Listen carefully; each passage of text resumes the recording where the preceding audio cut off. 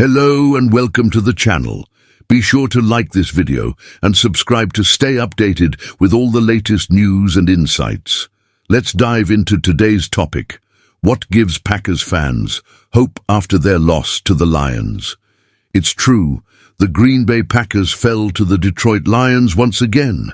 However, the second-half resurgence led by quarterback Jordan Love has sparked a sense of optimism for a potential playoff showdown. While the loss stings, it's what unfolded in those final 30 minutes that offers a glimmer of hope for the Packers faithful.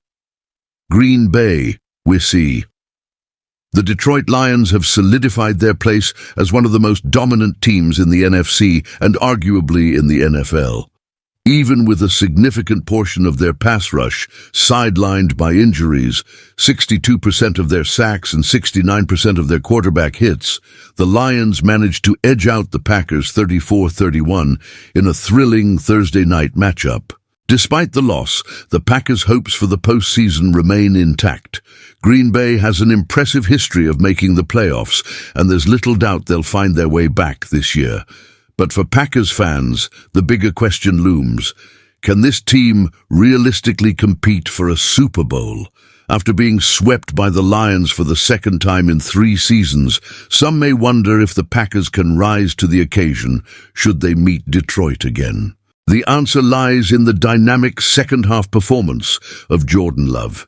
During the first half, Love and the Packers' offense struggled mightily. A mere 20 of their 31 passing yards came on a single play that ended in a fumble. However, after halftime, Love and his squad transformed. In the second half, Love completed 9 of 13 passes for 175 yards and a touchdown, achieving a stellar passer rating of 137.5. He made clutch throws under pressure, avoided turnovers, and led an offense that looked unstoppable against one of the NFL's toughest defenses. The Packers had 5 second-half possessions and turned those opportunities into 3 touchdowns and a field goal, racking up 24 points. This was no small feat against a Detroit defense ranked second in the league in points allowed. While injuries had depleted parts of the Lions' defense, their secondary was intact, making the Packers' offensive outburst all the more impressive. "I feel like we're a very good offense, a very explosive offense," Love said after the game. "There are games where you've got to put up a lot of points, and tonight was one of them. The second half showed what we're capable of when we're locked in, but we need to start fast and execute from the beginning." And the 31 points allowed by Detroit were the most they've surrendered all season. The 24 points the Packers scored in the second half alone eclipsed what the Lions had allowed in 10 of their previous 12 full games. Despite the slow start, Love's overall performance, including a 111.7 passer rating and a league-leading 9.5 yards per attempt against Detroit, demonstrated that Green Bay's offense has the firepower to compete at the highest level. "They're a really good offense, but I think we're a really good offense too," Love remarked. "We've got the talent, and when we find our rhythm, we can go toe-to-toe with anyone." While moral victories don't count in the standings, the Packers' ability to rally from a 10-point halftime deficit and respond to Detroit's second-half scores is a sign of resilience and potential. That kind of resolve is essential for teams with championship aspirations. "I think we can beat anyone in the NFL," said center Josh Myers. "We've shown that when we play to our strengths, we're a force to be reckoned with."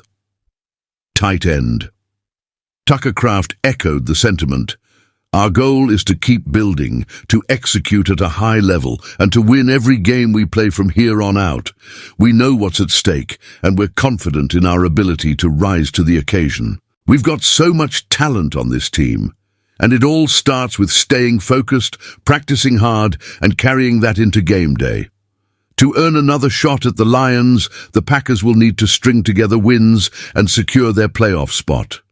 If they do, their second-half performance in Detroit serves as proof that they can go into Ford Field and emerge victorious.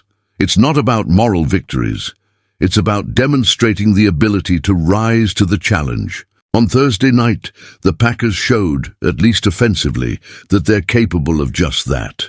The journey to February and the Lombardi Trophy is never easy, but the Packers have the tools to make it happen. Now, it's all about execution.